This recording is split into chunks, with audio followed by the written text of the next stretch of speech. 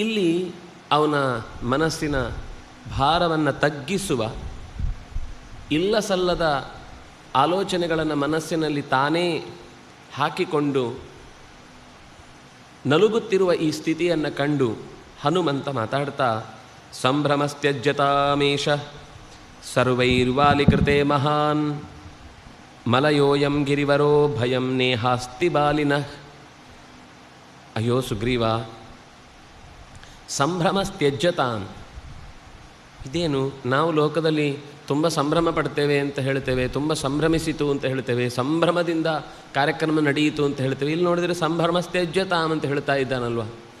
ಸಂಭ್ರಮ ಶಬ್ದದ ಅರ್ಥ ಎರಡು ರೀತಿಯಲ್ಲೂ ನಡೆಯುತ್ತೆ.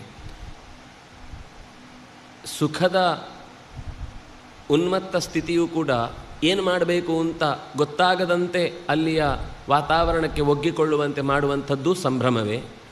ದುಃಖದ ಉತ್ಕಟತೆಯಿಂದಲೂ ಕೂಡ ಮುಂದೆ ಏನು ದಿಕ್ಕು, ಎತ್ತ, ಹೇಗೆ ಅಂತ ದಿಕ್ಕು ತೋಚದಂತೆ ಭ್ರಮಿಸುವ, ಅಥವಾ ತಪ್ಪು ಸರಿಗಳ ನಡುವಿನ ಅಂತರ ತಿಳಿಯದೆ ಸರಿಯನ್ನೇ ತಪ್ಪು ಅಂತ ಭಾವಿಸುವ ಅವಕಾಶಗಳಿರುವಂಥದ್ದು ಕೂಡ ಸಂಭ್ರಮವೇ. ಸಂಭ್ರಮ ಅನ್ನುವ ಶಬ್ದ ಚೆನ್ನಾಗಿ ಭ್ರಮಿಸ್ತಾನೆ ಅಂತ ಒಂದು, ಒಳ್ಳೆಯ ಭ್ರಮೆಯಲ್ಲಿದ್ದಾನೆ. ಭ್ರಮೆಯಲ್ಲಿ ಒಳ್ಳೆಯದು ಅಂದರೆ ಯಾರಿಗೂ ಹಾನಿಯಾಗದ್ದು ಅಂತ, ಅದು ಒಳ್ಳೆಯದು ಕೆಟ್ಟದ್ದು ವಿಷಯ ತಪ್ಪೇ.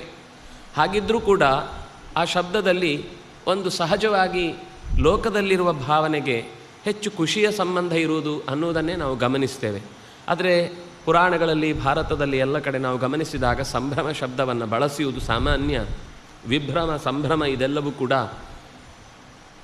ಅಂದರೆ ಲೋಕದಲ್ಲಿ ದಿಕ್ಕೆಡುವುದು ಅನ್ನೋದು ಒಂದು ಖುಷಿಯೇ.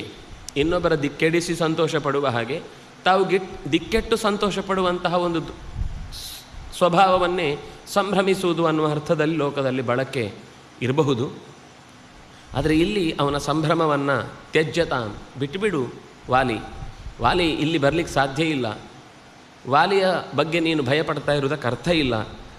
ಇದು ಶ್ರೇಷ್ಠವಾದ ಬೆಟ್ಟ, ಇದು ಋಷ್ಯಮುಖ. ಇಲ್ಲಿ ವಾಲಿಯ ಪ್ರವೇಶಕ್ಕೆ ನೇಹ ಅಸ್ತಿ ಭಯಂ ವಾಲಿನಃ, ಇಲ್ಲಿ ವಾಲಿಯ ಭಯ ನಿನಗೆ ಆಗಲಿಕ್ಕೆ ಸಾಧ್ಯವೇ ಇಲ್ಲ.